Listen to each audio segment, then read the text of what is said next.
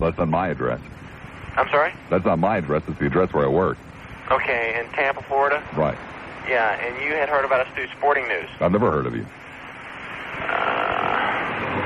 What do you do besides call people up and ask them how they are? Well, we're an online information sports service through a computer and a modem. You're an online information sports service. What kind of information? Scores, weather, injuries, stats, so forth. Scores? Mm-hmm. Scores and progress. I can get them, from CNN, can't I? And I'm not so morbid that I would want to know about injuries. Mm-hmm. Why would I possibly want your service? Well, someone had called and put in your name. I guess it was a joke or something. I don't know, but... Why would anybody want your service? I can well understand why I wouldn't, but why would anybody? You just sit home and see who's injured on your computer screen? What's that, sir? To sit there and see who's injured on your computer screen? Well, there's an injury list, yes, sir. I'm into computers. I'm into databases and this kind of stuff, but I can't begin to conceive of sitting down after a nice meal. Hey, honey, I'll be in and watch the television with you in about a half hour, so I'm going to call up and see who's injured. Okay. Good grief. That sounds really sick, man. Yeah. You guys make a living doing this stuff? Yes, sir. How many people buy this kind of crap from you? Well, it's just not that. It's with team and individual stats, matchups, the line from the Stardust, and so forth. Even a lot of couch potatoes that live their lives through athletes in far-off corners of the country subscribe to this. Mm-hmm. Yeah, the sickos. A lot of sports nuts. Yeah. Okay, sir. Thank you for your time. Well, okay. Bye. 25 minutes after the hour of 12 noon. Lassiter, News Radio 970, WSLA. Oh, my. It's a Tuesday, January the 31st, 1989. Damn, I made some strawberry ice cream last night. It didn't quite come out right. It's not quite sweet enough. It's been years since I've made ice cream. I'm just trying to get back into it now. But you guys seem to come here to hear about my ice cream. No. There's going to be a no-nonsense, down-to-business kind of show. You might even want to start dialing as we speak to, basically keep the phone solicitors out. 990-9352 in Hillsborough. Or do you enjoy the phone solicitors? We never really stopped to ask you guys if you enjoy when we put people on the air who are calling up trying to sell me something. I don't know. 990-9352 in Hillsborough, 461-9352 in Pinellas. A couple of things I want to get to before we get down to business here. I know a lot of you guys are weenies out there. I can't sit on hold and wait to talk to Lassiter. So I have decided, it was suggested to me, and I have decided that what I'm going to do is I'm going to put a box here in the studio. And on days when I just really don't feel like dealing with you people, or you don't feel like dealing with me, as the case may be, we're going to dip into this box, and it's going to be a situation where you write in and make an appointment, okay? People tell me, well, gee, gosh, I can't sit there on hold for a half hour or something like that to talk to you. Great. Tell me what you want to talk about. Give me your phone number. Give me the hours that, it's best to reach you. I'll keep it in a box here when I don't feel like dealing with the bozos on the phone. We'll dip into the box and deal with the bozos who write in, and we'll call you and put you on the air, and, you won't even have to wait or anything. So, and I'm deadly serious, too. I'm serious. So just, whatever your beef is, just put it down on a piece of paper and send it to me here at the radio station, 801 East Jackson, Tampa, 33602. Other thing I wanted to mention to you, I don't want to dwell upon. By the way, make it out, since you're all weenies who can't hold on, make it out to the hot dog club, then we'll know what you're talking about. I don't really want to dwell upon this, but I do again want to remind you, if you wanted to take part in the memorial fund, in the scholarship fund that's being set up for Dick Norman's memory, please don't hesitate. Do it while you think of it. Make a check out to the Dick Norman Memorial Fund, care of 970 WFLA, 801 East Tampa, 33602. Please, if you're going to, don't put it off. Do it today. But this is what I want to talk to you about. Obviously, the situation of last week is a little bit closer to some of us here than it might be to some of you out there. And when you know somebody that suddenly ups and dies on you, it frequently makes you sit down and do a little bit of reflection on your own life, some introspection, some retrospection, which is kind of what I've been going through for the last several days, thinking about all kinds of weird, wild, wonderful things, all kinds of horrible things, too. But I've been thinking about just where all of this leads, life, that is, and what I like about it and what I don't like about it, and some of the things that I might want to try to change, and some of the things that I might want to try to improve upon, and whatever it might work out to be, which is, in essence, what leads me to what I want to talk to you guys about today. Nothing quite so personal, perhaps, but I want you to talk to me about the times that we do live in, some very strange times. I would like very much, and I'm serious, I would like very much if you would tell me one thing that you like about the times that we live in, and one thing that you don't like about the times that we live in. Simple as that, relatively simple, I would think, wouldn't you? A no-nonsense, down-to-business, down-to-earth show, is what I believe I told you we would be doing. One thing that you like, one thing that you don't like about the times that you find yourself living in. I'll even give you the telephone numbers. My God, how good I am to this audience. 990-9352 in Hillsborough, 990-WFLA. In Pinellas, 461-9352, 461-WFLA. 29 minutes after the hour of 12 noon. Introducing Riata by Buick. Open. It's in Hillsborough, 990-9352, 990-WFLA. Tampa, hi, you're on the air. Talk to me.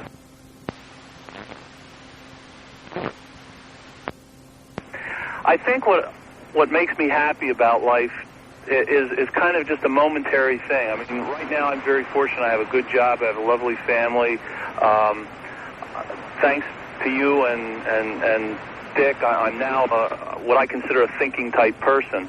What I don't like about it is I think I and the rest of us are living in a bubble that is going to burst any day now. Or maybe not any day, but I mean this, you know, the deficit and the drug problem and the issue you were talking about yesterday with the bailout of the banks. I guess I'm a victim of the circumstances. It's great now and it's wonderful and rah-rah, but one of these days we're going to have to pay the piper and face up to it. And, you guys have done at least a job with me, and I know some other people that I work with and talk to and associate with that you've gotten us to think about it. And I don't know what the hell we can do about it, but at least we're thinking about it. So the things that you like the best about the times that you live in are personal? Yeah. Reasonable, I suppose. I mean, what the hell, we all live in our own little worlds, don't we? Well, I mean, you have your new car and your computer and apparently a good relationship with Mary and so forth, and I don't consider you selfish for that. You obviously enjoy it. You work hard for it. And I work hard for the things that I have. Okay. Hello, Tampa. Yes, Bob. Go ahead. Yes, I tuned up late and I didn't know whether this was an open discussion, open forum or anything. But there's something that I have in mind that bothers me. I've been thinking of way back. I think it was last week you had a show and you were talking about... Wait a second. I could have sworn.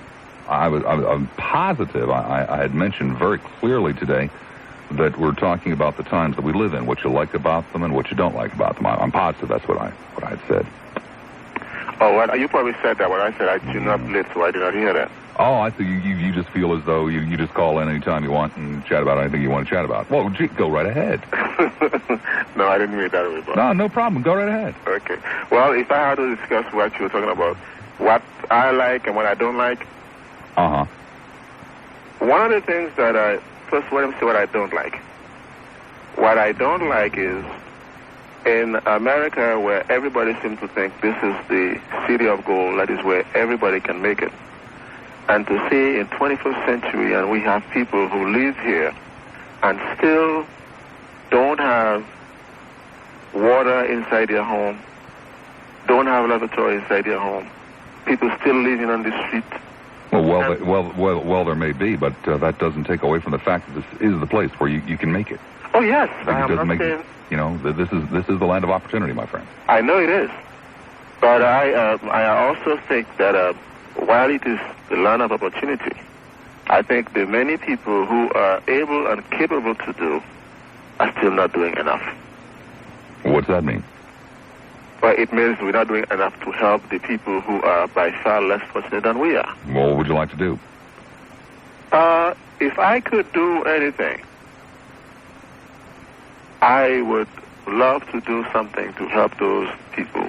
Well, that doesn't tell me anything. How much money are you willing to put out of your pocket for this? How much money are you willing to spend? I cannot answer that question. How much money are you willing to spend to help these people? How much? There are roughly 37 million people in this country who are considered to be living in poverty, can't afford, for example, their own medical insurance. How much money are you willing to take out of your pocket to help these people? 37 million of them.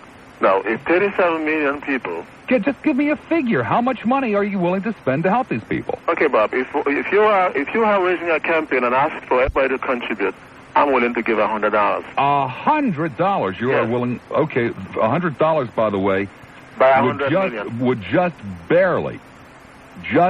barely be enough money on a per capita basis to provide medical insurance for the 37 million. But that does nothing else for them, and you're willing to come up with a whopping $100. But that is true. But what are they doing? What are they getting now?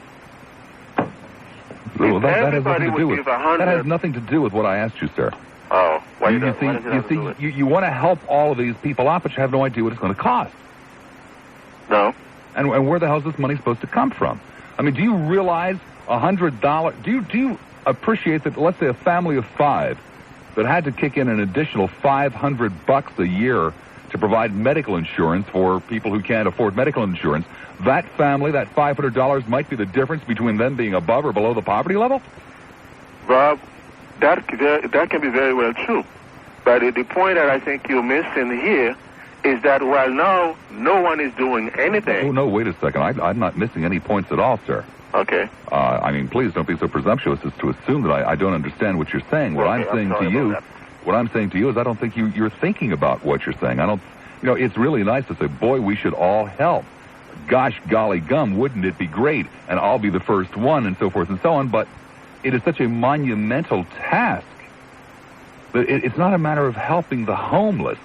It's not a matter of helping the people in poverty. It's a matter of where the hell's the money going to come from. It's a matter of totally changing this nation's priorities. And before you sit down and start talking about, well, gee, I think we ought to build shelters for the homeless, you got to sit down and talk about what we're not going to do that we're currently doing to come up with a bucks. Okay. That is true, too. But, Bob, if we, those who can, no matter how small, if we cannot help all the people at one time, and if we stop looking at the government to do everything, and everyone that can afford can chip in. Well, now wait a second. I'm not so sure I want to. I'm not so sure I want to chip in $100 for medical insurance for people who cannot currently afford medical insurance, because I'm not so damn sure that I want the medical profession as it's currently being run to continue to be run in that way and to get an additional $15 billion worth of customers at my expense. I'm not so damn sure I want somebody charging $125 when somebody first walks through the door for a first initial visit. I think that's outrageous. And I'll be damned if I want my medical insurance paying for that. So maybe it isn't so much a matter of reorganizing the nation's priorities. Maybe it's a matter of putting severe pressure on the medical industry so that perhaps more people could afford to pay for their medical insurance themselves instead of my paying for it. Well, I have been thinking, because I came here, I was not born here, and I have heard a lot of people talk on this as well. We cannot have government to put in insurance. I don't want any damn more government insurance. I don't think most people in this country do. But government has a tough enough time delivering the mail. I don't want them taking care of my body. It is difficult for me to understand that in these islands where, poverty, that's where it is. That's where it came from. And those British islands, and where people don't have to worry about if they're sick today or tomorrow. And in a country where you have so much, and people are being refused in hospital just because they don't have it. Oh, no, sir. Nobody has ever been refused hospitalization in this country that really needed it. Yeah, we have some private hospitals. Sir, we have private hospitals that may not take you, but there is medical medical, no, I was going to say medical coverage, wrong word. There is medical attention available to anybody who needs it in this country. You know that as well as I do. Okay, Bob. I mean, you may not be able to get your tooth pulled because you've got a toothache for free. You may not be able to get the wart removed from your lip. But if you have a serious life-threatening medical problem, you've got it taken care of, sir. You know that as well as I do. May not be able to get the top physician in town. I can tell you something. But hell, I can't afford the top physician in town, sir. Uh-huh.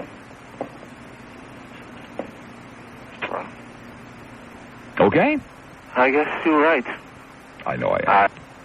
Here's why. News Radio 970 WFLA. To the Howard Franklin we go. Hi there, Howard, or is it Franklin? Yeah, well, we're off of Howard Franklin now, but we were on there for a little bit. Okay. What do I like the most living right now? Yeah, about the times that you live in. What do you like Times most? that I live in right now, you know, currently we haven't, or we don't have a mass amount of Americans dying in some foreign conflict, i.e. a Vietnam or something to that effect. And the thing that you dislike? And what I dislike is the complexity of trying to live in today's society. And I know that's a broad statement, but complexity in terms of regulation, exposure of drugs, a massive exposure of drugs, an illicit drug trade in Florida costing billions and billions of dollars to try and regulate and manipulate the complexity of society for young people and their exposure to everything and everything, probably by the age of 14. Hey, so please, whatever you do, don't call the station. Bob Lassiter, News Radio 970 WFLA. I don't know if the people in this radio station really realize exactly what it is I do for them. Just realize how important I am around here. You see, I went downstairs during the break. Very unusual for me to do this because I'm not really into sweets. But I went downstairs during the break to the candy machine downstairs because they have in there these really tacky little orange wedged things. You know, it's a Tom's machine. But for some strange reason, I like these nondescript orange Tom's wedged candies.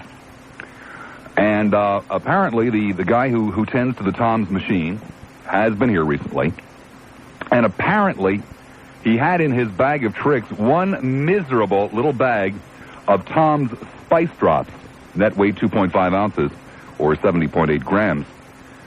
And these Spice Drops are never in the machine, and which I can well understand why. You know, there's some green ones and some black ones and some yellow ones. Ew. You know, just a handful of red and orange ones, which don't even taste like red or orange ones.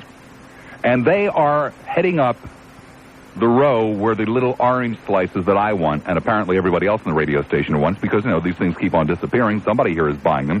Nobody has ever bought the Spice Drops in this radio station, but there's this one miserable bag of Spice Drops before all of the other orange drops.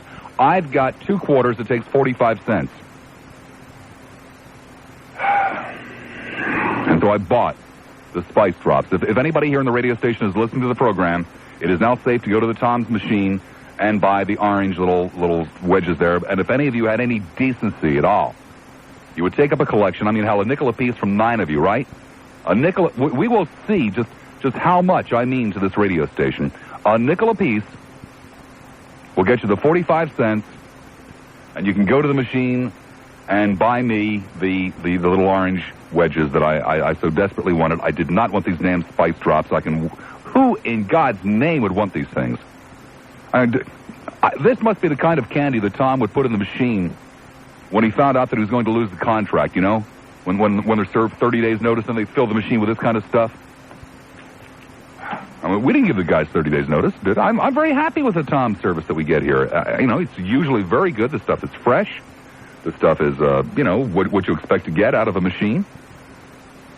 Spice Drops, black ones and yellow ones. Ew.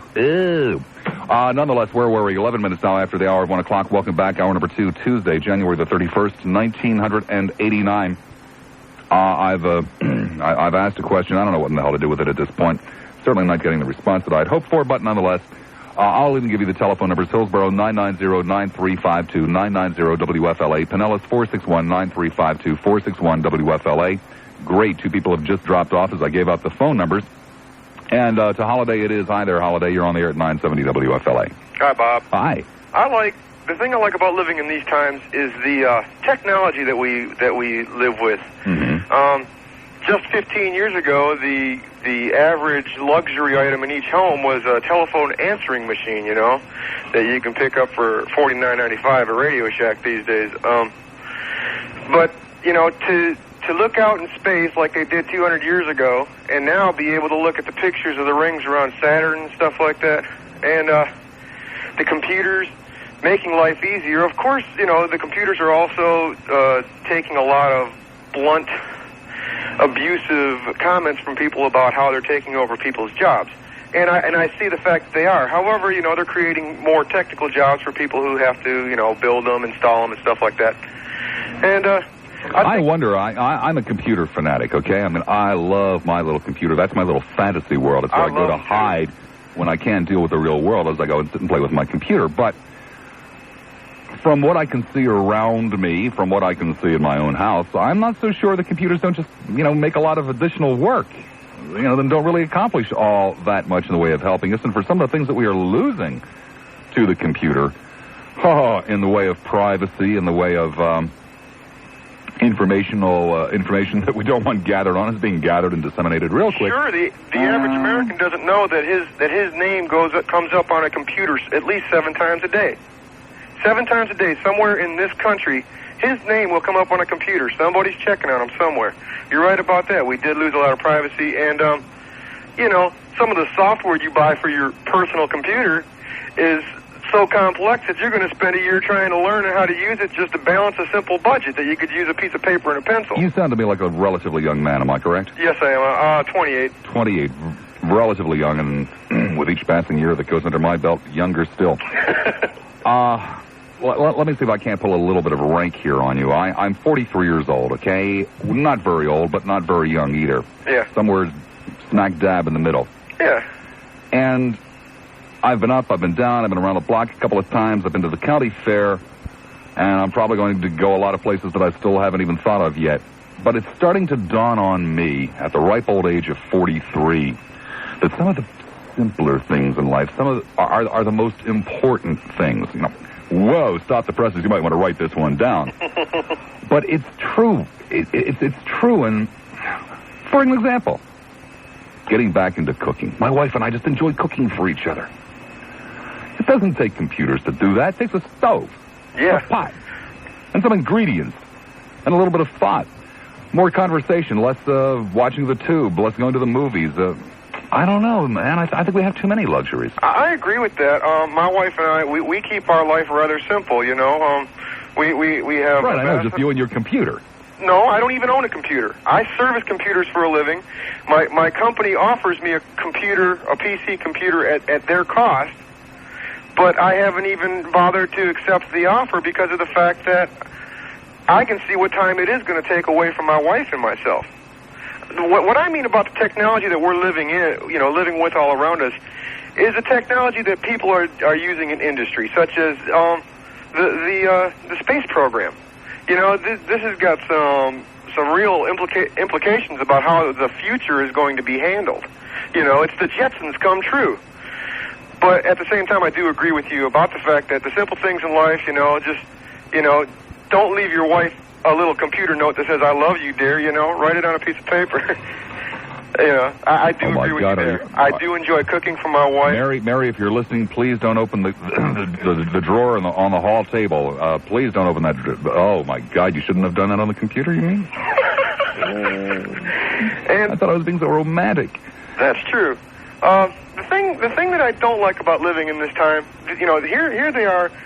We're in the last year of 1989, moving on to the 90s, and almost into the year 2000, And it seems to me that there is bigotry and racial unrest in the same proportion, if not extenuated, compared to how it was 100 years ago. Well, of course there is. Human beings haven't changed. There's always going to be bigotry and racial unrest. That's what bothers me. That's the one thing I don't like living in our times, about living in these times, is the fact that, here we are. We're a people that are learning how to better our world through technology, through simple things. But that has nothing to do with basic human nature. Yeah, I agree. You'd think that we could learn how to live with each other, though, you know? Oh, well, that's very simple. I mean, do you really have your paper and pencil handy now? I sure do. Very, very simple. All the minorities have to do is become just like us. And then there's no further problem, just like the majority. You know, when I say us, that's all they have to do. You know, it's up to them, man. It's not up to me. That is the attitude of this country, it seems like to me. Well, now, wait a second. What's the matter with that? What's the matter with that? Yeah.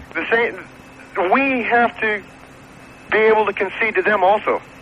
Okay? We've got to live where they live, and they've got to live where we live. No, wait a second. And I don't mean in the neighborhoods. I mean in the heart. No, wait a second. I'm a human being. You are a human being. Exactly.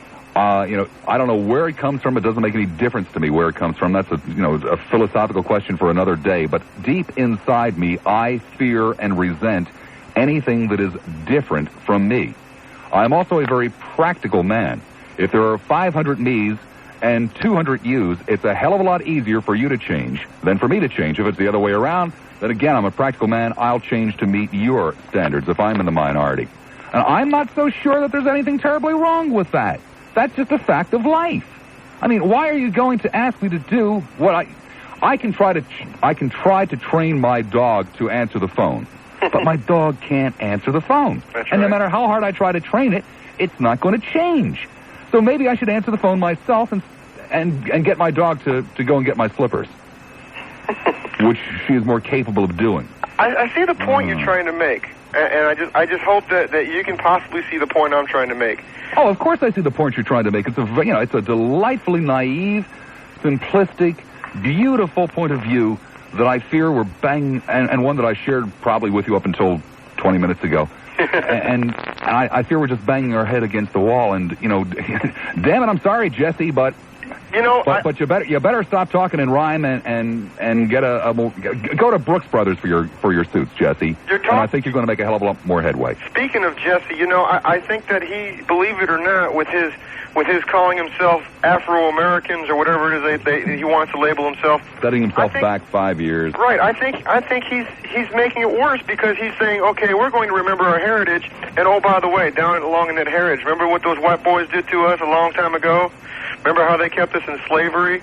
And I think that I don't see that message at all. I don't really think, from what I have been able to see, it's much of a topic of conversation in the black community, whether they're called blacks or Afro-Americans. This is something for people at the New York Athletic Club, William Buckley and that crowd, to sit around and talk about. I don't really think it's a great topic of conversation, in College Hill. Yeah, I agree. I just Maybe I guess it's wishful thinking, and I guess that's the reason why I brought it up as the thing I don't like about these times.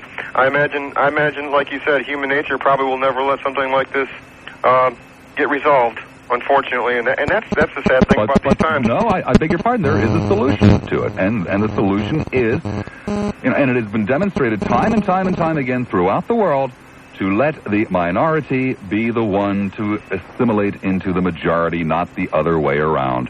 And damn it, I'm sorry if people don't like the sound of that. It's a fact of life, and you can't change life. We are human animals. We're highly predictable in our behavior and our traits. It's got to be that way. I think you're right, and I hate to concede to that because of my human nature being a loving, kind person, having to realize that hey, somebody's got to really give for this to work. And I don't know if that's not being loving and kind. The person who's trying to melt into the melting pot. You can't expect the pot to melt into the sauce. It's the sauce that melts into the pot.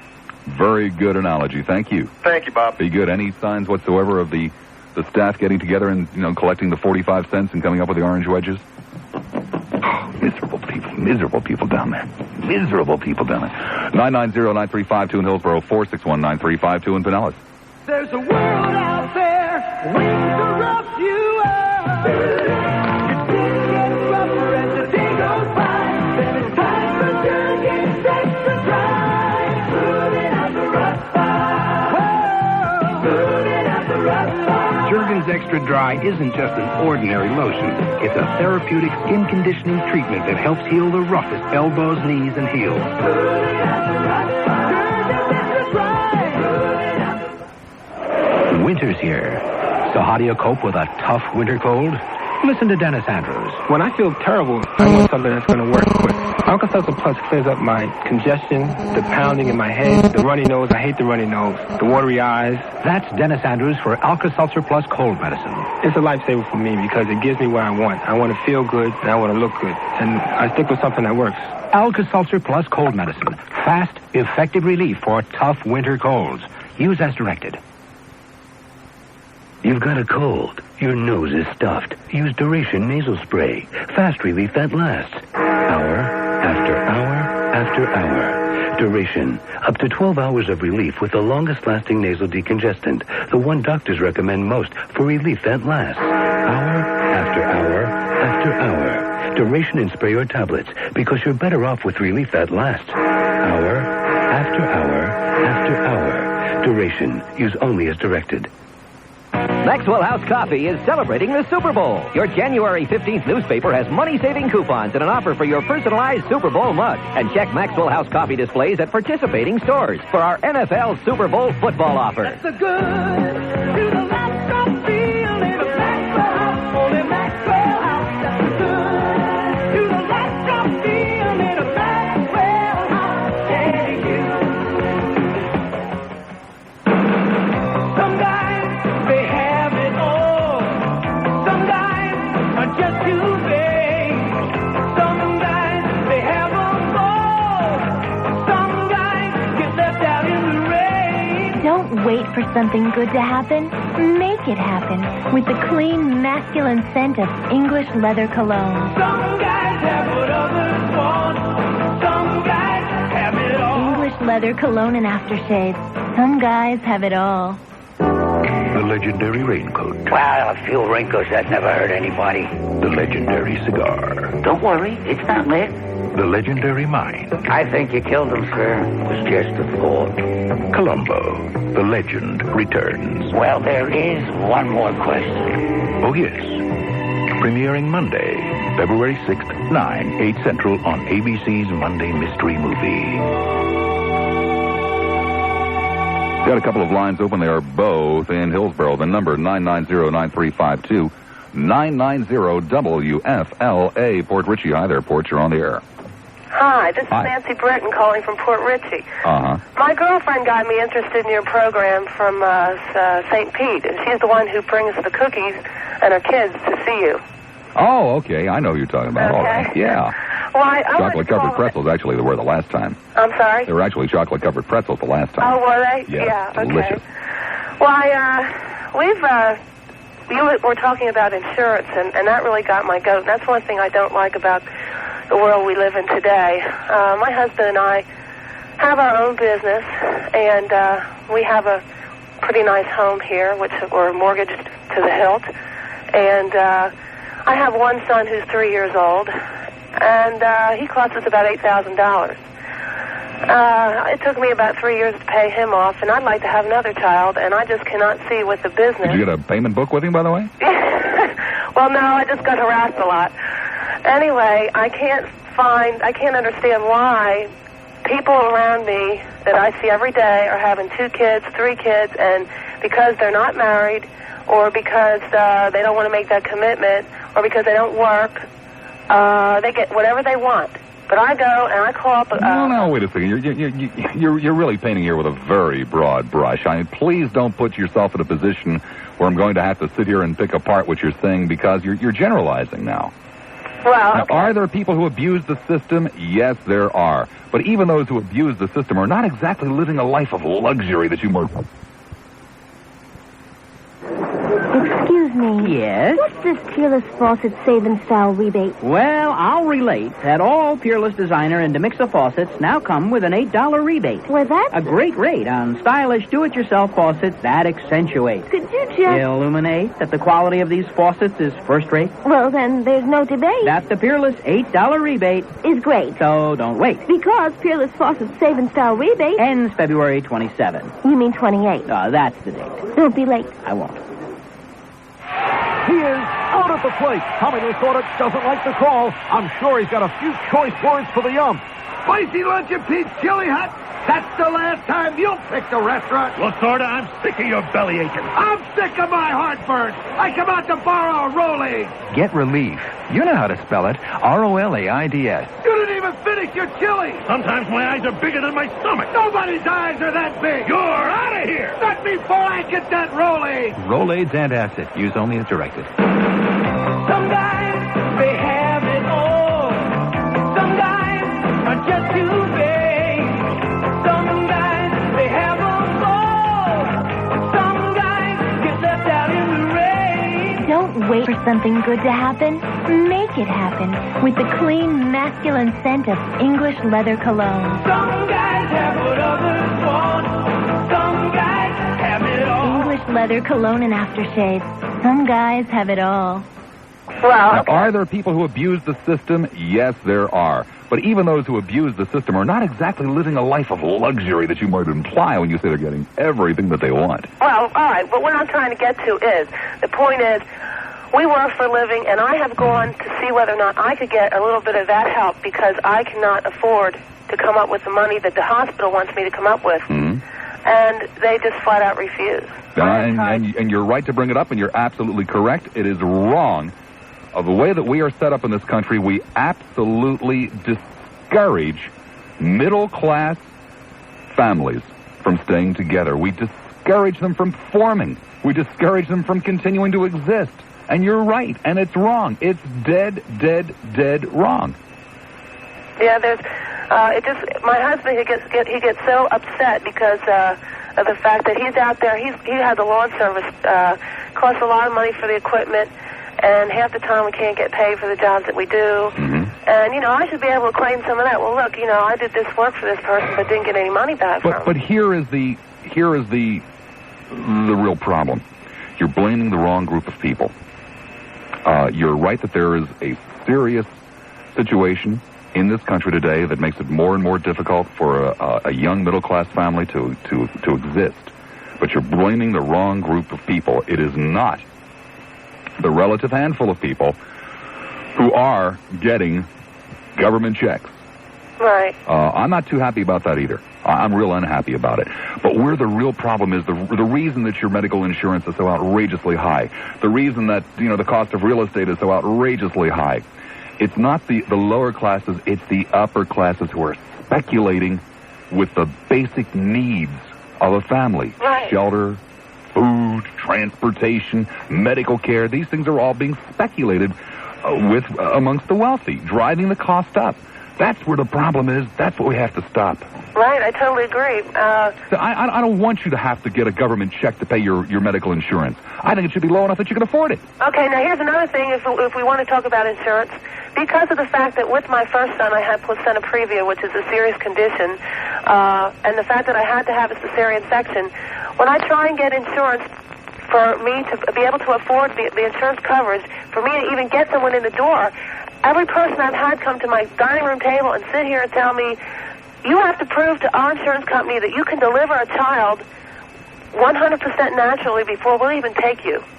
They waive me every time. Mm-hmm. So I can't even get the insurance. Okay, then the state of Florida will give me insurance, but I have to put out $150 a month, plus then I have to pay their $1,200 deductible or whatever, and I figured it out. They'd pay $1,500 and I'd pay $5,000. So that, to me, makes no sense why I even have the insurance. Well, say $1,500 anyway. Well, yeah, well, so what? Don't look a gift horse in the mouth now. Well, and the things that I like, basically, are about the world, the fact that we don't have any more wars that our servicemen are involved in at this time. And, the idea that I am allowed to get on talk radio and have some speech and argue about or complain about things. I like that. So other than that, that's about all I have to say today. Thank you very much. Bye-bye. I don't know how many of you remember, but there was a call yesterday, a young woman who was talking about, I've got 6 years of college, and it's not fair that I don't get as much money as somebody who works in the factory. Well, again, pointed it out yesterday, pointed out again, will gladly point it out again today. That's part of the problem. Too many damn people with 6 years of college who want to be paid through the nose for doing little or nothing. And too many people out there cutting grass in the hot summer sun in Florida who can't afford medical insurance. Ruskin, you're on the air at 970 WFLA. Hi, Rusk. Hi. Hi. My comment was kind of related to the caller you had like 2 calls ago. Uh-huh. And it was about prejudice. Yeah. I first wanted to say was what I liked about this world is that we have so much communication, and we have the information that's available to us through the newspapers and the TV and the radio and through shows like this, that we are well informed. And it's made the world seem so much smaller. But what I don't like is, even though the world is so much smaller and people have the opportunity to be so well informed, is that there is still prejudice, because people will not have the open mind to learn about different countries and different people and even different races within a country and accept them the way they are. So what do you do? Well, there's not really, like you said, being realistic, there's not really as much that you can do. And I do agree with you on the point that it is the minorities that have to change and stop trying to make themselves so different and stand apart. But on the other hand, the majority can be a little bit more open-minded and not use such broad slandering terms as nigger, spick, and, like what we were having the problems with the Russians, and every joke you heard on the radio was about Russia. Or when we were having problems with Iran, was, every joke, they turned the Polak jokes to Iranian jokes, and it just seems to be taking it in such cycles that they never seem to break. Why do you think people do that, though? Because it's entertaining to them. Entertaining to them, or is it because they're afraid? And it's a way of releasing some of that fear. Is that possible? Well, that's true. It could be that, and that in being afraid, it's like most people normally do. When you're afraid, you strike out at something, whether it's making fun of them or fighting with them. And so that's what we as Americans seem to do. We either laugh something off or we get hot about it, and then we end up going to war, so to speak, with these people. Well, thank you very much. Okay, thank you. Be good. Hillsborough, 990-9352, 990-WFLA. Tampa. Hi, Tampa. You're on the air. Hello, Bob. How you doing? Fine. I just more or less wanted to bring up a point or two about, modern-day technology and such. More or less what your last 2 callers had to say about the communications, for instance. That it's good to a point, but it's reducing everybody down to a mere number. And it's really taking the personal aspect out of it. Granted, Are you so sure that's the technology or the reality of the fact that we just no longer stay in one place?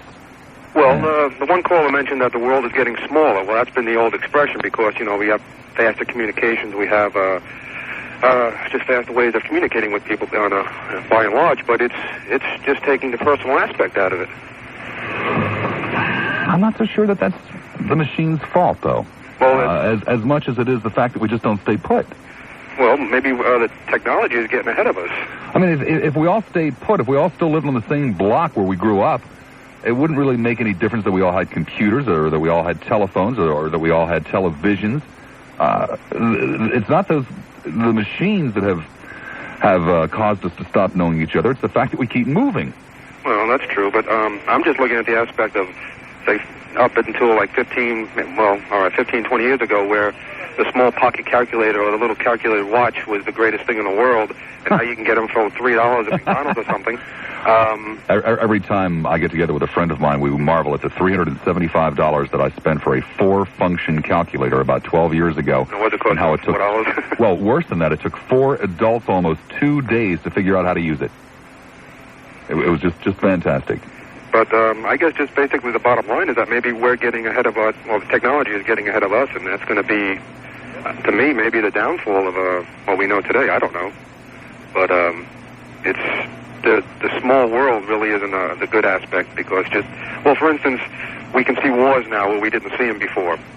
That's the communications, or where it's put right into our living room the very day it happens. And that's just a scary aspect to me. It's just the communications is getting ahead of us, the technology. I always go back to this one movie I saw called Brazil. I don't know. But wait a second. You mentioned the war in the living room. Isn't it not normally attributed to television putting that war in the living room that ended the Vietnam War? That turned the nation against that war? Well, a lot Well, people think so. I think so. It had a lot to do with it, quite a bit to do with it. But it wasn't the communications that ended the war. I think it was just the outcry altogether. It was a bad war, and people just realized it. I don't think the communications had all to do with that. It was just being brought back to us that much faster, where during the Korean War, say, for instance, World War II, it took literally days for these commentators to get the word back and such. Well, now, wait a second again. Wasn't it almost 40 years ago that a man, well, actually, there were several men, but one of them named Edward R. Murrow, who used to sit in London and live in your living room paint pictures with words that were more vivid than any camera could ever capture? Well, that was the state of the art back then. What he had back then was what was allowed for the time. Now, we've gone so much past that, it's just, I think we're just getting ahead of ourselves, and that's... I don't know. No? I don't know. Well, anyway, what do you like about the times you live in? Well, it's in this particular time, we're not any, getting back to the wars, we're not at any great length of wars with these little small pockets here and there popping up, but I think we're living in the lap of luxury. At least this country is, I think. Do you realize that our standard of living is not exactly the highest in the world? No, but it's... There's several countries that are ahead of us. Yeah, that's true. But I would like to see, and you may cut me to ribbons for this, but I would like to see this country go more to a socialism, more or less of a, how can I put it, where, well, then I'm going to take away the whole aspect of free enterprise, where too little people of the rich aspect are running the whole country, where the rest of the people, they're living in their ivory towers. Well, I agree with you. That's part of the problem that we have in this country today. I disagree with you on the solution. I don't think the solution has to be quite that extreme. I think that there's some ground in between that would not take away the incentive in this country to become an entrepreneur, to become your own boss. No. Oh, and the middle class is the one that's really taking it hard, though. The upper class sit back. You know, I believe it's an elitist country. It's the elitists that actually run the country. You have to have a lot of money to get into office. My dear friend, the Soviet Union is an elitist country. The People's Republic of China is an elitist country. Human beings are such that whenever, we get into power, we reward ourselves and our buddies. That's true. Socialism does not relieve that. No, but they have a true socialist republic. Do you agree with that? A true socialist republic? Yeah. USSR. It's basically a government run right down from the top right down to the very bottom. Beyond it, it's basically a disaster, too, from what my understanding of it is. Well, obviously that doesn't work as much as a democracy doesn't, has its downfalls also, but that's the people that are actually running the country, this country, say, for instance, any country, I guess, that has a free democracy, they don't understand the real problems of the lower people. I think. Well, you see, I think one of the problems in any type of system is when you assume that there is an answer. When you assume that just do it this way and everything will be fine forever and ever more. I was kind of under the impression that when the so-called founding fathers got together and put this baby together, they said there ain't no answers. So they came up with this living, breathing document that was supposed to change with the times and with the attitudes. And it seemed to work damned well until we reached a point in this country where people sat back and said, well, I think if we just did this, if we totally eliminated that and just did it this way, this would make it all fine and well and honky-dory. Well, do you believe that original talking contract, if you want to put it, does it work as good as it did today as it did back then? Since we've changed, we've come so far ahead. A lot of things that were true then. Well, you see, there are an awful lot of things that make me real unhappy about the times that I live in. I was going to answer my own question a little bit later on. But one of the things, the thing that makes me the happiest about the times that I live in is that for all of the shortcomings, for all of the problems, for all of the grief and all of the aggravation, all of the disparity, that piece of paper still works damn good. Yeah, and it still continues to work, and I think that it is still strong enough that even when we make mistakes and get kind of carried away in the wrong direction, that it's elastic enough that it will keep us going for quite some time to come. Well, let me just throw this at you one more time here. If it's so elastic, why can't... See, I wouldn't mind getting back to this socialist type of attitude. I wouldn't mind paying for someone's health insurance, say, for instance, as long as I know I was getting some of the benefits, too. I don't want to pay for anybody's health insurance, damn it. But what if I you were want getting an economy, the same benefits out of it? I want an economy robust enough that they can pay for their own. I want an economy robust enough to where there aren't 37 million people on welfare. Well, I don't want 250 million people on welfare. I think the USSR has their problems also. Right, they got 250 million people on welfare. But they don't have the class system that we do, though. I'm not so sure about that. They have their elitists over there, too, but they have their working class too, and that's the blunt of their country. Do you really think that Mikhail and Raisa are just plain folk? Well, I imagine somewhere down the line they have some royalties in order to get into that spot. Granted, but well, I don't know. I'm contradicting myself here. I know. It ain't easy, is it? No, it's not. Just keep thinking about it, my friend. Okay. Be good. Bye. One line available in Hillsborough, 990-9352, 990-WFLA. Start with the best. And that we all prosper or fail based upon what the other guys do. St. Pete, they're high. St. Petey here on the air at 970 WFLA. Yeah, I'm a first-time caller. I just want to say I love your program. Thank you. It's good for the Bay Area.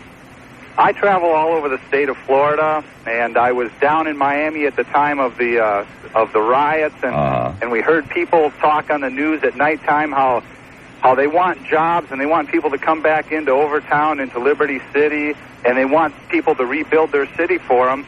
I came from a lower poverty family. Until I left for college on student loans and grants and scholarships, I was on welfare. I know what it's like to be dirt poor and to be hungry from day to day.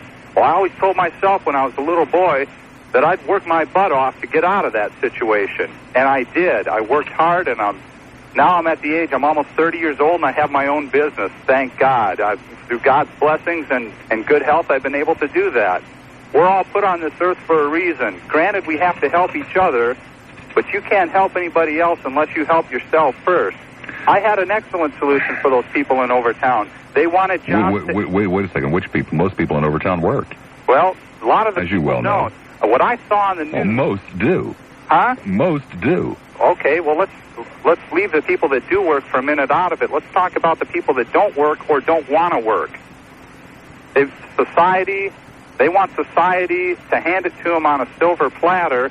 Why don't we give them the bricks and the mortar and let them rebuild their own city and pay them so much now? Could you possibly give me a ballpark figure as to how many men in the city of Miami are on welfare? Oh, who has those figures? I don't. Well, I do.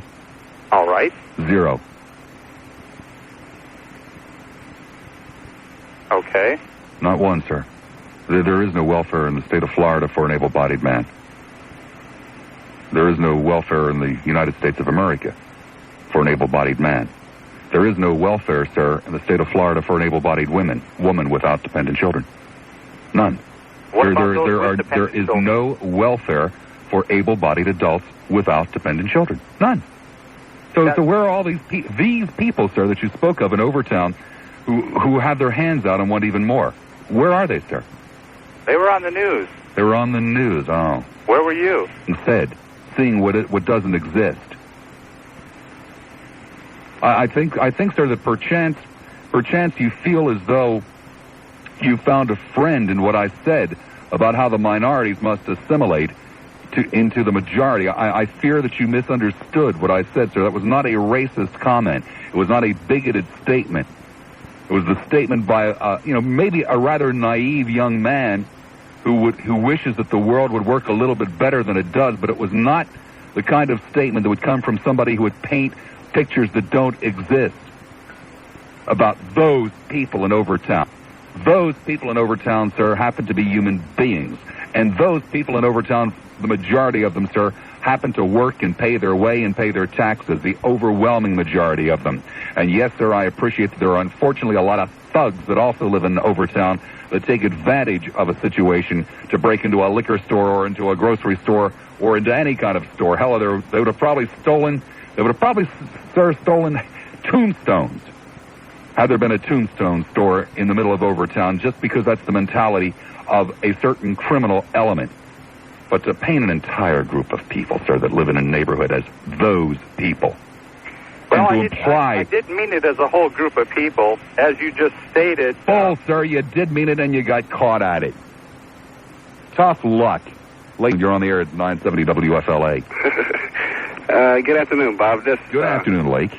I'm a first-time caller, and I just want to make some comments about, the lady was talking about insurance. I'm a private investigator, and I do insurance fraud mostly, investigate, and I think most of the problems these days are people a lot of people are still saying, you know, where's my free handout? Like somebody owes them something. I know for myself. Well, sir, you know.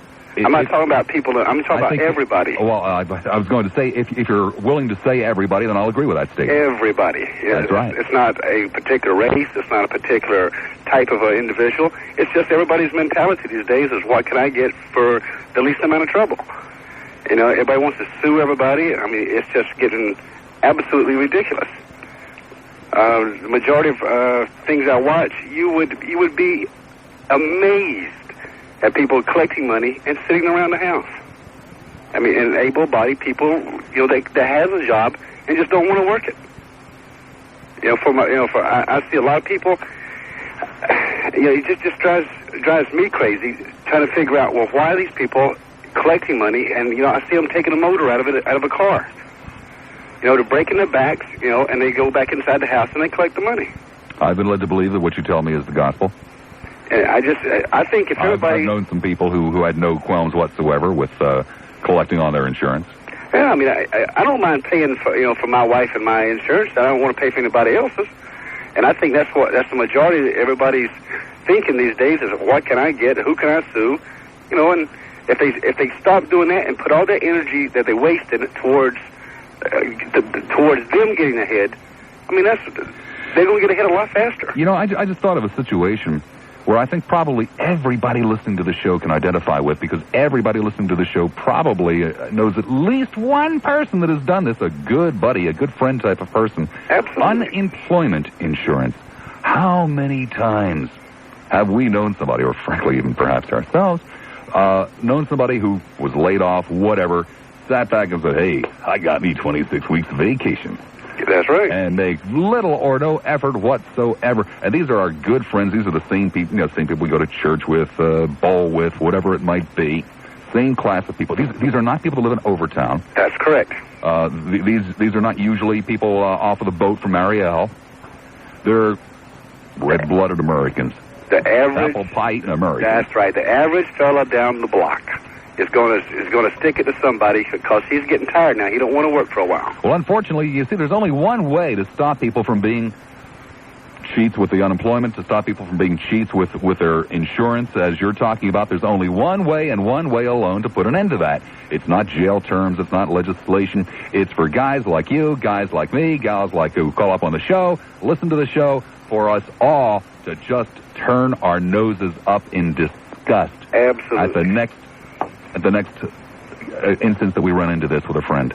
Absolutely. Or relative. I mean, it's just like that old joke. Everybody's sitting around the table and somebody makes a joke about a particular race of people, and everybody laughs about it. You know, and inside sometimes you might feel, well, you know, that was really kind of stupid to say that. But for that person to sit there not say that to that person, you know, who lets him get away with the joke, and it's the same thing with lets him get away with, you know, oh, yeah, I'm out here on work comp, man, and, you know, it's the same thing.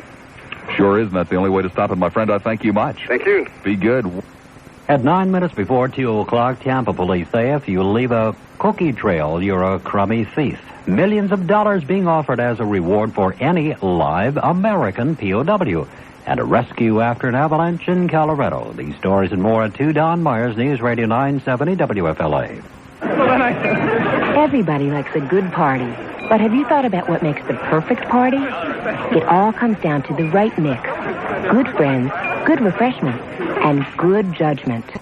So if you choose to drink, follow 3 simple rules. First, know your limits. The legal drinking limit in most states for driving a vehicle is a blood alcohol concentration of 0.10%. However, your personal limit may be less. Second, stay within these limits. Pace yourself.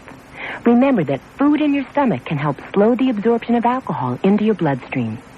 And finally, if you should have too much to drink, please don't drive.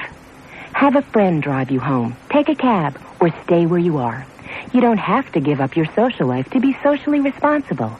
It's all a matter of good judgment. For more tips, write to the Distilled Spirits Council, 1250 I Street Northwest, Washington, D.C., 20005. This is a public service message from the Department of Justice, Office of Special Counsel. If you are eligible to work in the United States, you should know your rights as an employee. You should know that by law, you cannot be denied work nor be fired from a job on the basis of your citizenship status or national origin. The law protects you against this kind of discrimination. If you've been a victim of discrimination in the workplace, remember that help is available to you. The Office of Special Counsel for Immigration-Related Unfair Employment Practices is ready to help you. Find out how they can help by calling toll-free 1-800-255-7688. Stand up for your rights, and it is your right to work without being discriminated against. The call is toll-free, and the number again is 1-800-255-7688. 1-800-255-7688. I'm the detective who figured out what done in Mr. and Mrs. Finkel. Clues were everywhere. Bowling trophies, broken tennis racket. They had been active once, but then they quit. It's not too late for you, kid. Keeping fit is no mystery. Find an exercise you like and stay with it. Fitness is feeling great. From the President's Council on Physical Fitness and Sports. Only a hand. Oh, you're kidding me. Damn. I was just about to say only a handful of people are entitled to be addressed by name on this program, one of them being Scott in Clearwater, and I was just about to push the button, but the weasel, the miserable little weasel, dropped off. Unbelievable. What the... Yo, weasel, what the hell else you got to do with your life, except to sit there on hold? You don't have a gig. You don't leave the house. You don't have any friends. All you've got to do is to sit there on hold. Give me a break, weasel, Brandon, you're on the air at 970 WFLA. Hello, Bob. Hello, Brandon. Hey, good afternoon. I wanted to comment on what pleases me most and displeases me most, and I guess it's really a single phenomenon. My situation is such that my wife is attending the University of Florida Law School up in Gainesville. Mm-hmm. We have 2 daughters, ages 7 and 5, and I work and run the household. And it's our particular situation that gives me so much pleasure and at the same time creates some problems and frustrations for me. And to put it on maybe a more general level, I think what's kind of neat about what's happening in our culture is that we're being allowed to kind of shift some of our roles. And in my relationship, I do all the cleaning, all the cooking, buying all the groceries and such, and I derive a lot of pleasure out of that. I'm not so sure that's a good thing anymore. What's that? The shifting of the roles. Well, I tell you, to answer that it's also at times some real problems for me too. Mm-hmm. You see, I think that a woman, of course, should have the same options that I have, but I just wish they wouldn't take so many of them. Yeah, well, I have those feelings too sometimes when during the witching hour from 6 to 7 p.m. every night, after coming home from work and then having to throw myself into all the distaff demands. Like one of the things that really bothers me is I try to do a lot of reading about parenting. And it seems like I read Parents Magazine, for instance, and all the ads are aimed at women or mothers. Mm-hmm. When I go to the pediatrician and take my girls there, there's always this strange feeling of what am I doing there and where's the real parent? Another small thing I worry about is, and another thing I enjoy is getting my girls ready in the morning. And talking about the new day and watching them get the sleepiness out of their eyes and such. And yet I have to nag them to get ready. And I worry sometimes that I'm going to be, and in years ahead, known as the nagging parent, and my wife is going to have the wonderful role of being more distant, yet not having to get her, get down on all the... Except here's the bitch. I mean, I think that you absolutely should have the joy of helping to read. And at many times had to keep my mouth shut and let my wife do the talking. Well, I think you're probably a classic example of that overused phrase, mixed blessings. Yeah, exactly. But you're living in interesting times. That's why I wanted to call and comment on your program today, because I'm glad I'm in my situation, but it is... I'm glad you called. Yeah. Be good. Take care. Where news happens in Carrollwood. I had this great feeling of security going into the newscast. Not quite a full board, but not terribly far from it. We do not have that feeling of security coming out of the newscast. St. Petersburg. Hi there, St. You're on the air at 970 WFLA. Hi, Bob. I'd like to give my opinion on the subject. One of the things I like about the world today is that I can remember a time when there was no VCRs, no FM stereo, no soft contact lenses, things like that. And life is much more enjoyable with things like that. Technology. I approve of that. Well, I approve of technology too, but is that what life is about? Well, that's about the only real good thing that I can see as far as where we are today, in my opinion. Oh, okay. Being a little facetious here.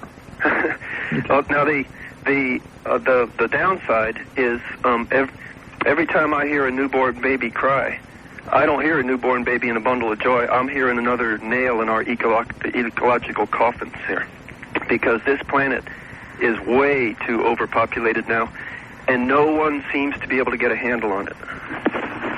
And that's starting to bother me, because if we stress the environment, to the breaking point. But do you think there has ever been a time, with the possible exception of if believe in Genesis, Adam and Eve's week, do you think there's ever been a time on this planet where that has not been the case? Where the planet has been absolutely stretched to the max for the times with people? No, it's starting to happen now. I'm saying I think it's always been the case. That the planet has always had as many people on it as it could possibly, for those times, support. See, let me give you an example. 20 years ago, if you got 100 bushels of corn out of an acre of land in Iowa, you were doing damn good. Today, you can get 200, 225 in some cases. Yes. Okay, so the land is producing twice as much food as it did 20 years ago, 10 times as much food as it did 50 years ago. Right. Well, now some of the things, farming techniques are improved and so forth, but still, where does that soil come from in the first place? And the other thing is just for an example, if let's say somehow you could not flush your toilet for a week, you could not send out the trash for a week. You could not wash. You could not let go of your dirty dishwater for a week. Can you imagine, just by sheer volume, how much one person could create of all of that? Well, certainly it wasn't that long ago that we could easily measure it. Right, and all I'm saying is everybody seems to think they have an unalienable right that you just flush your toilet and the problem's gone. You just create all kinds of pollution. But just a handful of years ago, everybody used to think they had an inalienable right to throw it out the window into the open gutter.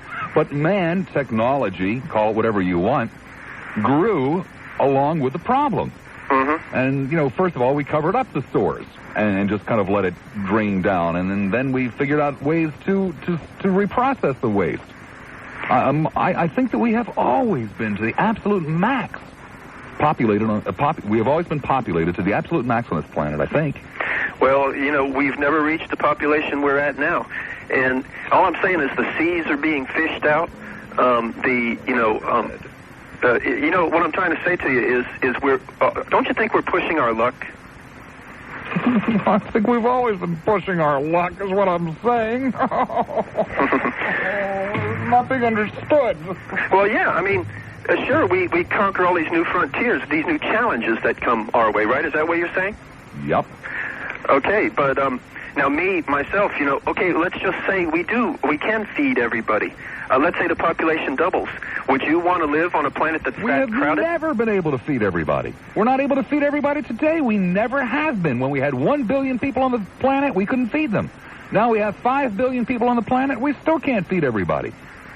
Roughly about the same percentage, too, by the way. If I'm not mistaken on this, I think it's roughly the same percentage of people are, in essence, hungry today that were hungry 500 years ago. Well, just assuming that we do put off ecological disaster, would you want to live in a place that was so crowded that your movements would be restricted? Well, we talk about ecological disaster. What's ecological disaster? I would imagine that in the eyes of the people who came to this continent from Europe 500 years ago, we've just totally destroyed it. Beyond repair. Irreparable damage. They could not begin to conceive of how the land has been raped and pillaged. Same thing in Europe. It's a living, growing planet. I don't pretend to be a scientist or an ecologist. I'm not sure exactly what's going to happen. But I know that nature seems to have a way of dealing with things, even man. And when it gets to a point where nature feels as though it can't handle it anymore, it'll reverse the situation on us. It'll take care of us. I don't think we can destroy this planet, except possibly with nuclear weapons. Well, no. Nature will have the last word on it. Don't you worry about that. But do we really have to push it to that point? You know, do we really have to do it? That's all I'm asking. Nature will. Well, what do you want to do? What do you want to do? Somehow bring the overpopulation issue, in front of everybody, not just pointy-headed intellectuals, but, I mean, man, Well, then who do you want to tell not to have kids? Everybody. I'm not pointing my finger at Asians or anything else, man. I mean, it's everybody. Well, we don't have any great population problem here. We got lots of room here. Well, the population problems are in South America and in Asia. You know that. So it's not really in Europe. There's not that big a deal. Europe, by the way, much more densely populated than we are, and they get along just fine. For the time being. See, I'm thinking of the future here. Well, there's not tremendous population growth in Europe. The problem is in South America and Asia. You know it as well as I do. So what are we going to do? Do you want to tell some South American not to have kids? Well, and who are you to tell that South American not to have kids? Yeah, no, I see. The thing is I don't really know what to do, because the mindset in everyone is that if I'm physically able to have children, then by God I will. Well, but you see, the people in Asia and South America who are populating at the highest rates, they're not doing it because they like kids. That's their security. Right, I understand that. That's the way they make their living. Well, whatever the reasons, no matter where you go on the globe, whatever the reasons, it all amounts to the same thing. Okay, so here we are, roughly 2 billion people on the face of the earth who are doing reasonably well, and then something in the neighborhood of 3.5 billion people on the face of the earth who ain't doing so good at all. As a matter of fact, who have a real rough time, and one of the ways that they try to ensure for their own security is by having children. Where are we supposed to come up with the wherewithal and the funding to go in and help these poor people in South America and Asia out so that they don't have to keep having kids? I don't know. Well, I don't think there is any way. See, I think nature has addressed this problem before on numerous occasions, and in essence, nature either has, wars. Well, actually, nature doesn't bring wars, does it? But either wars come up, or famines, or earthquakes, or something like that.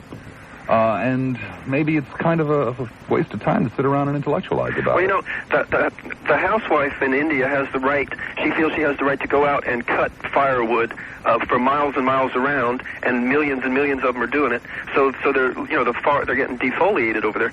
Okay, you've got the right to get in your car and turn the key and belch out all kinds of stuff into the atmosphere. And then when you wear out your tires, you have a right to have more tires.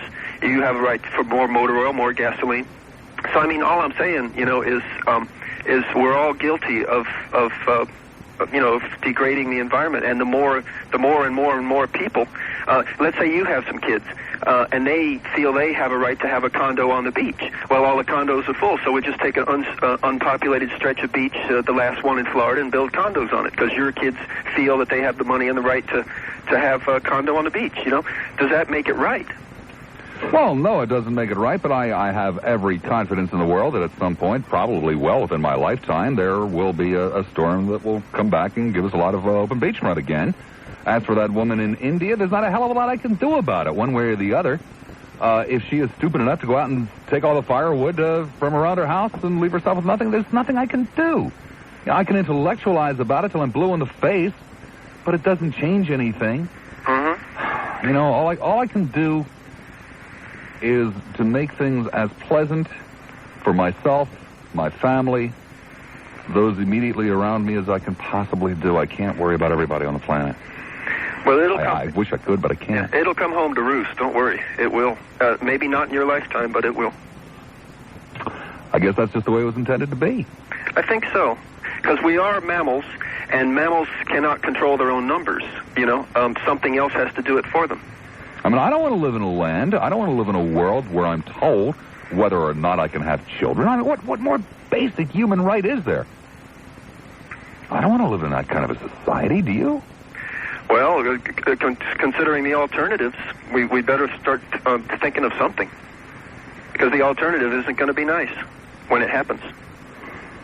I still don't want to be told. Well, I don't want to turn... I wouldn't... If you were to turn over that much power to the state, I mean, the ultimate power, the right to procreate, if you were to turn that power over to the state, just think what else you'd be turning over to them. I mean, in that case, I don't know that I want to live. Well, I can see today when they throw a bushel of corn out in the street and said, okay, y'all kill each other for it because that's all there is. Oh, now come on. I mean, I've gone along with you to this point in the conversation, assuming that perhaps, while being a little bit misguided, that you were at least sincere. But when you say things like you can envision the day when they throw a bushel of corn out into the street, now, my friend. Hey, 20, 40, 100 years ago, people could not envision the things that are happening today. Well...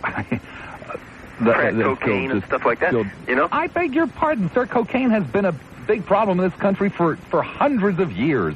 It's a cyclical problem, and yes, it may be far greater today than it was before, but it was a very, very serious problem back in the teens in this country. A damn serious problem, along with heroin and marijuana. Okay, well, let's find other examples. But I mean, the magnitude of the problems we're facing today. People, 100 years ago couldn't believe that there'd be such days as the kinds of nuclear bombs and things like that. And all I'm saying is today we can't even conceptualize the things that are going to happen. Not me with my gloom and doom, and not you, not nobody. Well, there's gloom and doom, and then there's gloom and doom, but throwing bushels of corn out into the streets and waiting for the populace to fight over it goes a little bit beyond gloom and doom, but... Who's to say it can't happen? Who's to absolutely say it can't happen? Me? And between noon and 3, I rule the world. I wish you were right. I really do wish that everything right. Between noon and 3, I rule the world. The magnificent Lassiter. Oh, yeah, you get no argument from me there. Your doctor has a new treatment that may help for an awful lot. His voice is still, but his thoughts don't have to be. That's right. You're absolutely right. And that refers back to point 1 that I made. And that's about it. That might be selfish, and that might be a little self-serving, but damn it, I miss Dick Norman a lot. And that's all I got to say. Thank you. You have a good day. You too. Take care. By the way, Al at Amalie... Florida Lubricants Incorporated. Thank you for the Tom's Orange slices there. Greatly appreciated, and I might point out, Al, that it's more than David Maseko did. I'll remember that, David. Bradenton, hi, Bradenton. You're on the air at 970 WFLA. Hello? Yes, hello. Hi, how are you? Fine, thank you. I'm a first-time caller, and I just wanted to say that I'm glad that I live in this country and that I'm free. And I think that the people in this world should quit feeling sorry for themselves and complaining about what they don't have and try to do something about it and be happy for what they do have. Which people did you have in mind? Everybody. I mean, it's like the one lady that called in where her husband owned their own lawn service business, and that they couldn't afford to have a baby. And complaining about the people on welfare.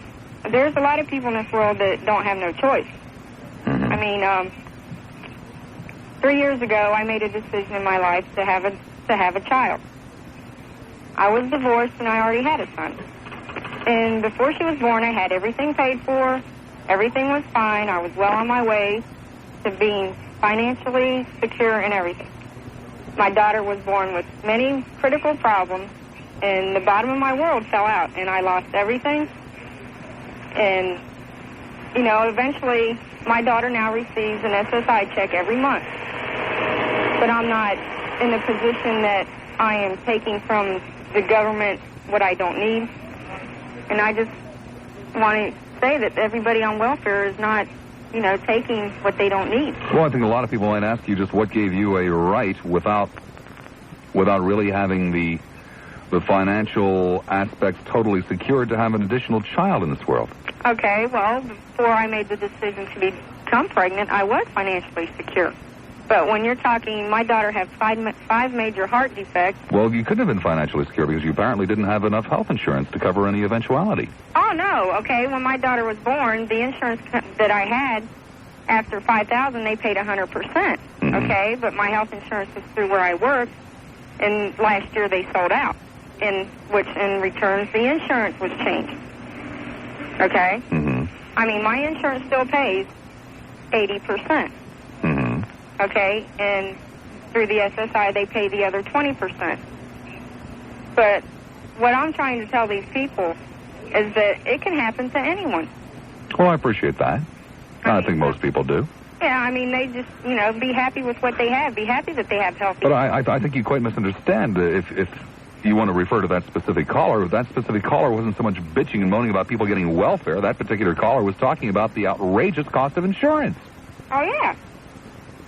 But still, I mean, there's not... Well, I think it rather unfair of you, who, and I'm not trying to be cruel here, but damn it, I and the rest of the people who listen to this program are basically, supporting you, or at least not supporting, but subsidizing you.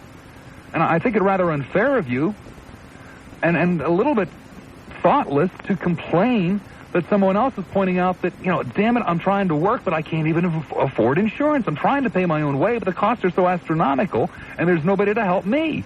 Hey, I mean, I'm not complaining about that. That's what it sounded like to me. I pay my insurance out of my pocket, but they need to realize, she says that she doesn't have insurance, right? Okay. She said she can't afford it. Nobody, the price of it is prohibitive. All right, but she can't afford it. What's going to happen if her husband goes out to work and he hurts himself and there's no income coming in? There's nothing that they can do. They can't pay the doctor bills. Where are they going to turn to? They're going to turn to the state. Right? Yes, they're going to turn to the state. I will try one more time to point out to you what that particular discussion was about. That particular discussion, my understanding of it, was that at times in this country, people who are trying to avoid government subsidies, government help, find it almost impossible. Hard-working people with decent incomes are being priced out of many different markets, including health care and insurance, and that's what the conversation was about. I don't think she was taking cheap shots at you because you run into some hard times or because somebody else has run into some hard times. I mean, there isn't anyone who, in any position of influence or authority, who would take away from you what you're being given. It's just that we're reaching a point in this country where millions upon millions of middle-class families are being priced out of markets. Yeah. And there is no safety net for them. The only alternative to those people is to completely fall out of bed. And it shouldn't be that way. It shouldn't be that way. People who go out and work should be able to supply their families with the basic elements necessary, such as health care. Yes, I agree. I've always thought that maybe the government should get together and come up with some kind of program that there was a nationwide insurance policy and that like a certain amount would be deducted out of everyone's check. I can't afford it. I'm sorry. I cannot afford to pay for the insurance for 37 million people, and I don't see why I have to. Oh, no, but I mean, you would be getting your insurance, too. You're not I think what we should be doing, I think what we should be doing is rather than coming up with a way to pay for 37 million people, I think what we should be doing is taking a little bit closer look at the health industry itself and figuring out why there are 37 million people that can't afford to use it. Yeah. I agree with that. It's just everybody, if the doctors make a mistake nowadays, they go sue happy. That's part of the problem, but it certainly isn't all of it. Thank you very much. Well, I'm trying to be polite. Clearwater, you're on there at 970 WFLA. Yeah, Bob, I just want to know, have we made it to the promised land? Sir, I'm not really in the mood for esoteric questions. Well, this is the whole thing, the utopia society, the promised land. I'm not trying to be facetious or whatever. I'm just looking at that United States being the promised land. Who said it was, sir? Hello? Well, I guess he decided he didn't want to continue the conversation. That was his choice. 990-9352 in Hillsborough, 461-9352 in Pinellas. Hi, Tampa. You're on the air. Hello, Tampa. Yeah, hello. Hi. For a long time, I wanted to call up and say how much I enjoy you. Only TJ always says what I have to say, but so much better. But now to get to the point, what I really enjoy, the different status of women. I am about a generation older than that young man that spoke before news. Mm-hmm. And when I was young, when my brother was 16, he learned to drive a car, and for my 18th birthday, I got a bicycle. He went to college. I didn't. I'd get married. So I'm very glad for the women of today. I don't necessarily think I totally agree with you. I agree with you in principle, but I'm not sure that I agree with you in essence. Oh? Because of what I was saying to that young man that you're referring to, that conversation, that yes, I think it's fantastic that men and women have options available to them today that were not available to them just a generation or two ago. However, with those options have come a whole new set of problems that are mind-boggling problems, with role reversals and the breakdown of the family unit and so forth and so on. You know, I know it's contradicting myself. I'm glad that the opportunities are there. I'm sorry that people are taking advantage of them, is in essence what I'm saying. But do you understand what I'm saying? I understand what you're saying, but I think it's a travesty that you got a bicycle for your 18th birthday and your brother got a driver's license. That's absurd. It's crazy. Sure it is. But unfortunately, now that girls have driver's licenses and cars when they're 18 years old, it's causing problems. You know, what I don't like is all the problems with government like Iran-Contra and the savings and loans and the Pentagon scandal and the farmers, they closed down after the election was over. And then the other day in the paper, I read that they're going to have a problem with the banks because the way the Reagan administration didn't pay attention to foreign loans. Well, I'm not so sure that things like Iran-Contra are new. I'm very worried about Iran-Contra, too, but not because it's happening. I think it's always happened. I'm worried about it because people don't seem to give a damn. Well, you know, that's what my son and I were talking about last night. He said, well, it's just like Hitler's Germany. Somebody takes over and nobody thinks boo. They just, I don't know. Well, I think the analogy is a little bit extreme, although there is some truth in it. We have reached a point where people they don't want to be bothered with administering their own lives. They don't want to be bothered with their responsibility for anything, so they're totally willing to let somebody else have it. And as long as the guy says, God bless you, here's my Bible, he must be a good guy, and his intentions must be the best to get off his back. We've never been like that before in this country, and that is a little bit scary. Yeah, I hope that one changes in the real hurry. Yeah, I always enjoy you so much, and I usually agree with you, so I don't bother calling. Thank you very much. Okay. Bye-bye. 990-9352 in Hillsborough, 461-93. Unbelievable sometimes you people are. I do declare. It's perhaps what it is.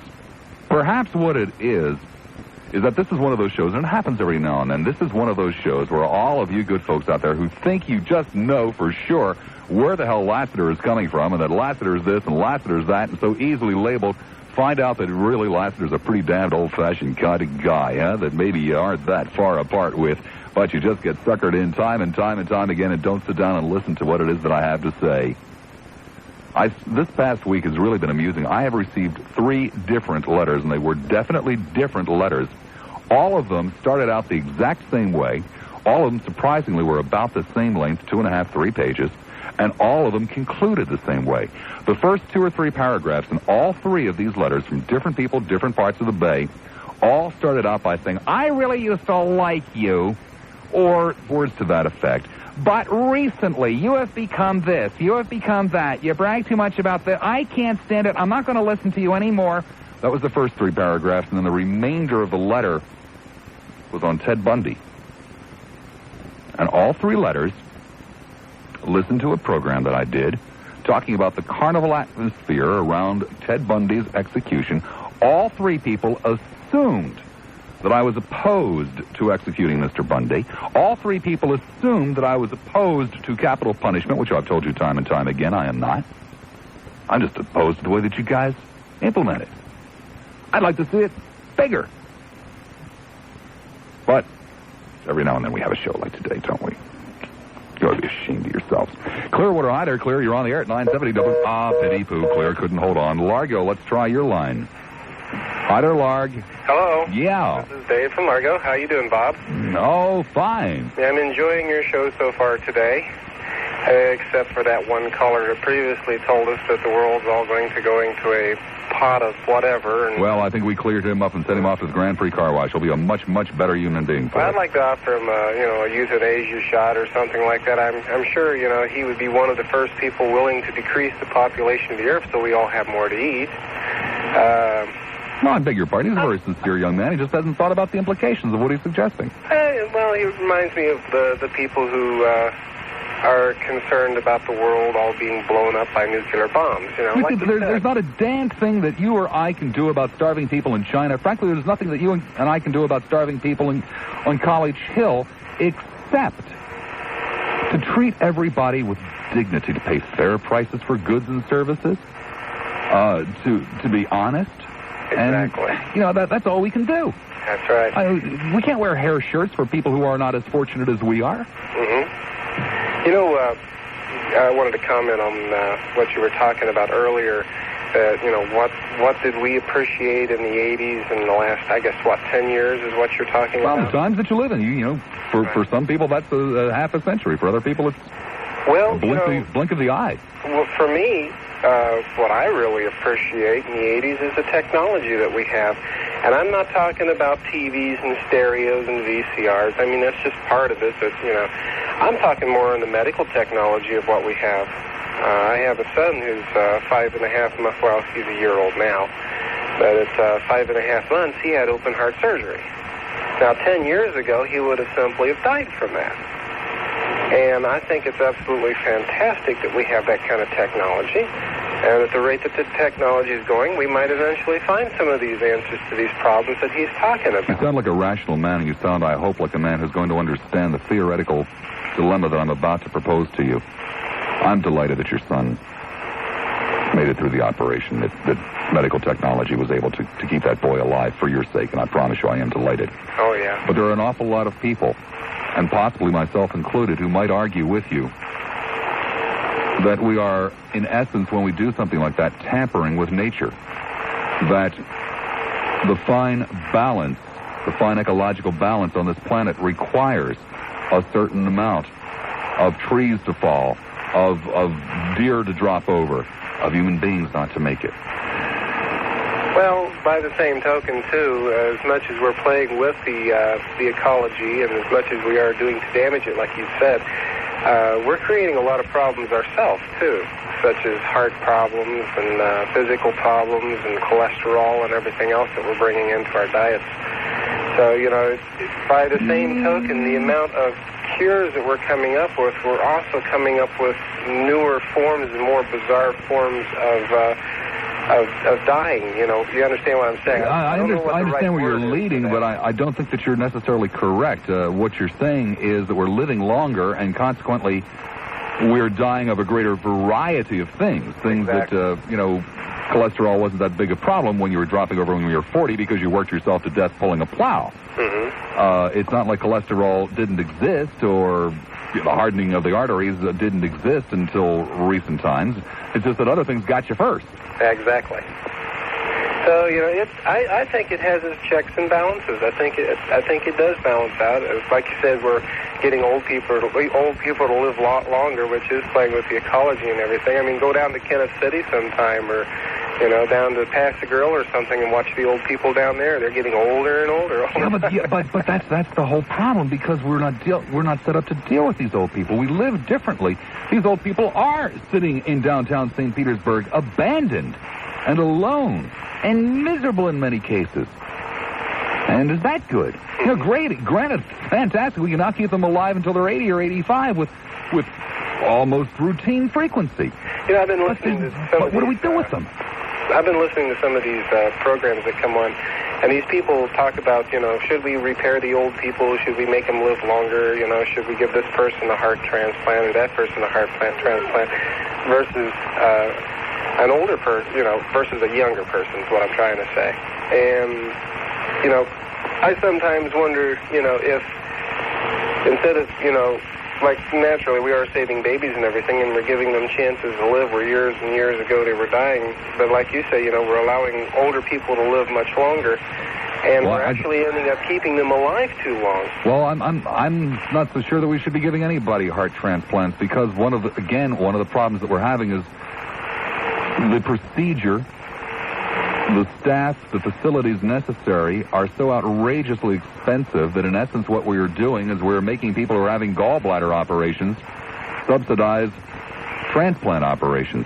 Exactly. My point is we're bringing up the cost of ordinary medicine to subsidize these very exotic procedures, and I wonder if maybe we should be giving anybody a heart transplant. I kind of sometimes wonder, too, if... of course, if I was the one who was eligible for one, I would probably look at it quite differently. I sometimes wonder, too, if there's a possibility bringing into the picture this malpractice insurance and everything, if that's what at least 50% of the cause of bringing up our cost of medicine and all that. I mean, true, we're developing new technologies and equipment is expensive and all that, but we're also, by the same token, cutting our own legs off by turning around and suing doctors and driving up health insurance costs. 'Cause who's going to pay for that? It's Good question. I have no answer, but I thank you. It's you and it's me. Thank you, my friend.